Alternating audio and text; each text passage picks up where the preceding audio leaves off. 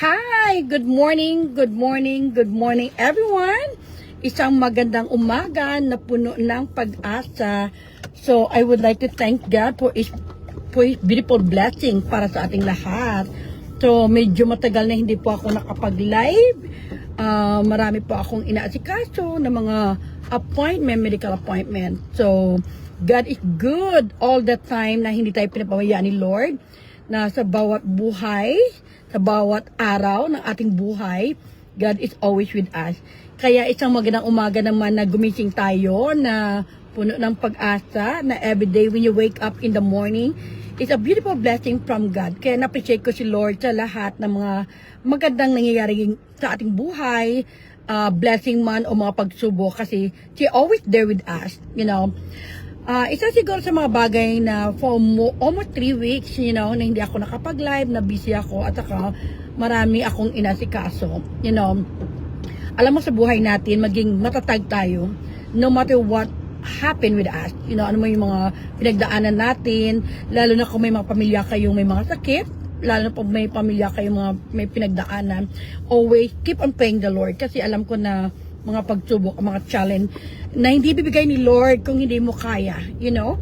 So, I want to grab this opportunity sa lahat ng mga teachers, sa lahat ng mga guro, sa buong mundo, na this week is a Teacher Appreciation Week dito sa Amerika na para ako, I'm so blessed, you know, na, and of course, I'm so proud bilang isang Filipino-American educator din, na bilang isang guro, marami ka na bago ang buhay, marami kang mga kabataan, pamilya na naging bahagi ng buhay mo, naging impluwensya mo sila, how to live the life na with purpose, positivity, and prayer. Kaya yun sila ang mga bagay na pinanghawakan ko na pag namumuhay ka na may katotohanan, kabutihan, God will bless you more. You know, despite sa mga, kung ano man mangyayari sa buhay, hindi ka pabayaan ni Lord. Kaya, I always believe God is good all the time. Kaya sa lahat ng mga guro, good morning, good afternoon, or good evening, saan man kayong sulok ng mundo na i-bless kayo ni Lord. Kasi ang pagiging guro is na an easy job. And I can consider na yung mga guro natin ay mga tunay na mga bayani na kaya nila tulungan ang mga kabataan o kahit yung mga pamilya na ihubog ang buhay nila na maging magandang halimbawa. Because the true education start within our family na sa totoo lang yung tunay na teacher nagsisimula sa mga magulang natin o sa pamilya natin. So ako sa araw-araw ng aking paggising, you know, being one of the mentor coach now na nagtuturo sa mga guro. So, one of my duties and responsibility to guide them and to support them. Lalo na sa mga bagong guro, you know, dito sa Amerika. So, in child development. So, being a teacher here for almost 22 years, matagal rin, naging magandang inspirasyon sa akin na continue my life journey. You know, sa marami kong mga kabataan, mga pamilya na naging bahagi ng journey ko dito sa Amerika. Na sila nagbibigay sa akin ng inspirasyon. You know, sa araw-araw nating buhay, patuloy tayo maging mabuting tao. At saka, huwag tayo matakot sa paggawa ng kabutihan at katotohanan. You know, kasi karapatan natin bilang isang tao, isang babae na gumawa ng kabutihan, lalo na sa pamilya natin, lalo na sa tao sa paligid natin. Sandali lang, kasi medyo masilaw na yung mata ko sa init. So guys, thank you so much. Gusto ko lang kamustahan kayo kung saan man kayo ngayon na hindi tayo susuko sa laban ng buhay. Kasi ang buhay kay ganda, maraming mga misteryo nangyayari sa buhay natin. Parang rosary, sometimes you're joyful, sometimes sorrowful, diba? And sometimes glorious mysteries. So whatever mystery in our life journey, kasi yun nga sabi niya, life is like a rosary that full of mysteries. Kung ano man mga mystery ng buhay natin, either happy, sad, or glorious, or joyful, or triumphant, or trial, we always stick with God and pray to the Lord, you know. Kaya ako pasalamat ako kay Lord na nang dumating ako sa Amerika, nabigyan pa ako ng scholarship to become an educator dito na even single cent wala pa akong binayaran kasi naging scholar ako through my hard work nakapasa ako sa exam at saka nagpasalamat ako sa panahon na yun ng Presidente si Barack Obama na dahil sa kanya natupad ko yung mga pangarap ko na maging isang guro na nakagraduate ako na nabigyan din ng karangalan kahit paano dahil I work hard being mother dito sa Amerika, with 2 kids. Kaya yun gusto ko yung i-appreciate lahat ng mga teacher sa buong mundo kasi ang mga teacher their job is not uneasy, kahit nasa bahay sila, iniisipan nila yung mga lesson plan, kasi experience ko rin yan, pag pumunta ka sa mga store, pag may nakita kang gamit na alam mo yung estudyante mo wala, gusto mo silang bilhan at binibilhan mo sila. Kaya every year, isa rin sa mga mission ko na ginagawa dito, I want to make sure lahat ng estudyante namin na magkaroon sila ng mga regalo every Christmas Day dito, na ginagawa ko na yan for 22 years, hindi lang sa Pilipinas na nagtutulong ako sa mga bata na magkaroon ng mga regalo kasi I want to appreciate life, I want to appreciate those children kasi our future, it depends to our next generation, sa mga kabataan din. Kaya yung sabi ni Jose Rizal, ang kabataan ay ang pag-asa ng ating bayan. Kaya being a good example to young one, to the children, to the youth, and the family, yun ang pinakamahalaga. Kaya I'm so blessed na nakarating ako sa Amerika na hindi ko man natupad yung pangarap ko nung sa Pilipinas, ako maging guro ako. Pero tinupad ni Lord at tinulungan niya ako nung nakarating ako sa Amerika. Nabigyan ako ng chance dahil sa aking pagsusumikap, dahil din sa akin pagtiyaga, bilang isang estudyante at bilang guro noon, nung dumating ako dito, hindi madali kasi pag-araw, nagtatrabaho ako, paggabi nag-aaral ako, and then in the weekend nag-aaral din ako noon. So thank God na hindi ako pinabayaan until na I taking some classes din, pero alam ko na God is good all the time. Kaya sa lahat nating mga guro o kaibigan natin or magulang natin or sino man sila, we need to appreciate them. Kung sino man yung mga guro nyo ng kabataan kayo hanggang ngayon, pahalagahan natin sila kasi para sa akin, education is the most powerful weapon in this world to change your life, di ba? Ang edukasyon ang pinakamahalagang kayamanan or kapangyarihan sa mundo na baguhin ang buhay mo, di ba? Aside sa ating pananampalataya.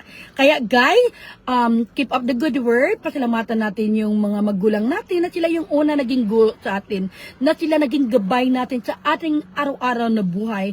Kaya yung may kasabihan nga na minsan yung mga kabataan galit na galit sila sa kanilang mga magulang kasi palagi silang sinasabihan na ito with yung tama, yung mga mali nila. So ganun din yung mga guro natin na tinuruan tayo hindi lang magbasa, magsulat, kundi magkaroon tayo ng magandang moral values.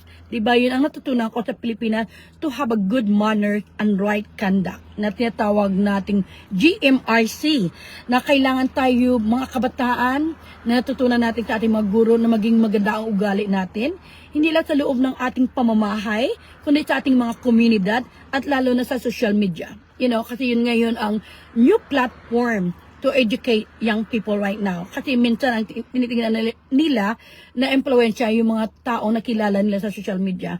Kaya being an educator, we need to have a parental guidance. Na i-guide natin yung mga anak natin, yung mga kabataan ngayon, na using social media in the right way, with the right purpose.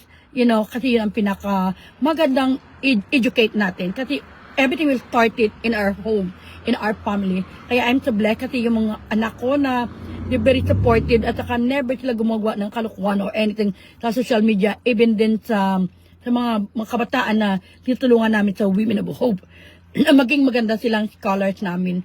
Kaya guys, again, thank you so much and I'm praying for all the teachers sa lahat man ng guro, kung ano yun, either elementary, high school or college or special education or general education, sa mga coach and mentor like me, kasi ako I'm coach mentor ng mga teachers ngayon for several years after I'm teaching directly in the classroom before. Pero sa puso ko pa rin ang pagtuturo is one of the best career na meron ako, kahit marami po akong iba-ibang degrees, pero ang education yun talaga yung naghubog sa akin kung paano maging isang tunay na guro na tumutulong sa kapwa na without any expectation, without any reward. The most important to me is to educate and to share my knowledge and my experience and my expertise to the young people, how to shape their future and to make a difference. Kaya siguro doon din ako na napili na nag-graduate ako ng college na bilang magna cum laude and CCPED awardee dahil sa aking advocacy, how to help shape the future of our young children, especially dito sa San Jose, California. Again, kay always stay positive, live our life with purpose, and thank you, Lord, na sa lahat ng araw ng aking buhay na sa aking paninindigan sa katotohanan, karapatan, at advokasya. Yun talaga ang pinaka-importante sa buhay natin na educate yourself first bago mo educate yung ibang tao. Kaya yun ang sabi nga nila, before you pinpoint to other people, you need to look at yourself. Because every single day, you look at yourself in the mirror. And that is who you are. And your reflection, makikita naman sa mga tao. Kaya guys, patuloy tayo maging mabuting tao. Kahit hindi man tayo, yung mga iba, hindi sila maging professional na teachers. But for me being a professional teacher, and siyempre, meron akong teaching credential dito sa Amerika at meron akong license being a program director dito sa State of California. Kaya, yun ang pinaka-importanting reward na natanggap ko kay Lord na nag-graduate ako sa Education, Child Development. Yung malaking regalo ko sa aking mga magulang, lalo na sa nanay ko na she always believed on me. She always believed that I have something I can prove in the world, that I can employ the young people, the women, kaya nagkaroon ako ng Women of Hope, na I can do so many good things in life. Kasi pag sinasabuhay mo ang kabutihan, katotohanan, marami kang blessing na darating sa iyo. Pero sa buhay natin, hindi maiiwasan, merong taong magagalit sa iyo, pagbintangan ka kung anong sinasabi nila, but just keep going on in life. Kasi no matter what people say, you know what is the right thing that you do, and the most important, there's a God that will taking care of you. Kaya yun ang pinaka-malaga sa akin na yung naniwala talaga ako yung experience is the best teacher. Yung mga experience ako sa buhay ko for 22 years or more bilang isang guro dito sa Amerika, nagturo sa akin na to stay humble, simple, and believe the power of prayer. And believe the power of education. Mawala mo yung kasikatan mo, mawala yung reputation mo o anong sasabihin ng mga tao, pero ang tunay na kayamanan, ang edukasyon na nandyan sa iyo na nobody can take it away sa iyo. Wala makakuha ng yan ang kayamanan na hindi mawawala sa iyo. Mga bagay, pera, kasikatan, yung health mo pwede mawala. Pwede ka mamatay, pero yung edukasyon na tinanim mo sa sarili mo, habang buhay ka pa, nandyan yan na natili sa iyo. At makikita naman yan sa iyong action, sa sarili mong buhay sa araw-araw.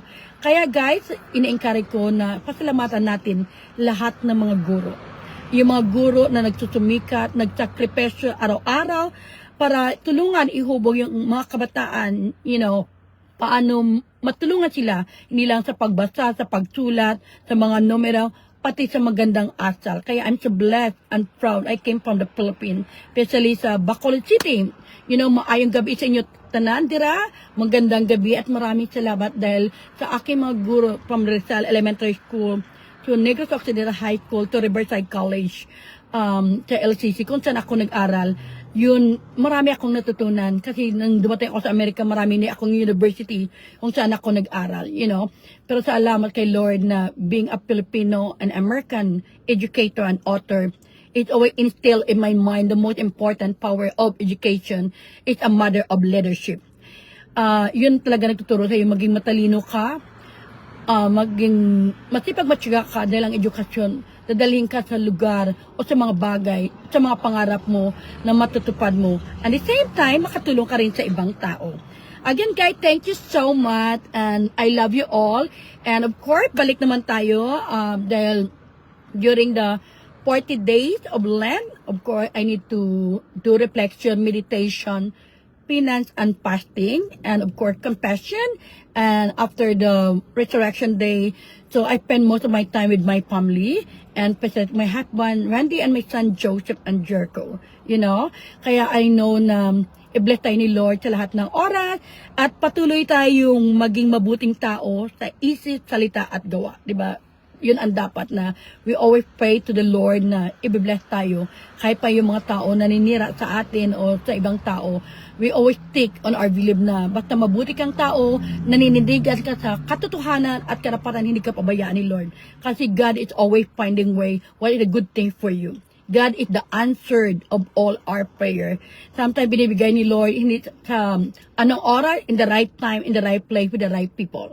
Kasi God knows what is the best for us. At ganun din sa mga career natin, sa mga trabaho natin. Kung minsan may mga trabaho na hindi para sa iyo, take on them. Kasi si Lord merong binibigay para the best sa inyo. Again, guys, thank you so much and happy Teachers Appreciation Week sa lahat ng guro sa buong mundo. At i-bless kayo ni Lord. Alam ko na naging influence ako sa mga mababait at masipag na mga guro sa Pilipinas na sila naghubog sa akin kung sino at ano ako dahil sa kanila. At natutunan kong what is the good manner and right conduct. Thank you. I love you all and God bless us all. And I pray and make a shout out to everyone. Saan makayong sulok ng mundo, kahit sa lahat ng mga mother, sa lahat ng mga kabataan na i-bless din kayo ni Lord na matutupad yung mga pangarap nyo na hindi kayo pabayaan ni Lord sa lahat ng oras. And sa lahat ng mga pamilya, sa lahat ng mga tao, may mga pangarap, never give up in life. Kasi mararating nyo rin yan. Kasi I experienced the same thing in my life before na hindi ko akalain na maging teacher ako dito sa Amerika kasi iba yung career ko sa Pilipinas. But nung dumating ako, binigyan ako ni Lord ng opportunity na makakuha ng exam na ipasa ko at naging scholar at saka naging dean lister, na imagine mo wala akong binayaran even single cent. Ako pa nakakuha ng mga allowances habang nag-aaral ako at minsan sa gabi dinadala ko pa yung mga anak ko sa university being mother. Kaya maging good example tayo sa mga kabataan. And at the same time, patuloy tayo maging mabuti sa lahat ng oras and always keep on praying, stay humble and simple and believe the power of God and the power of education. Again, guys, I love you all. See you next time and mabuhay. Bye!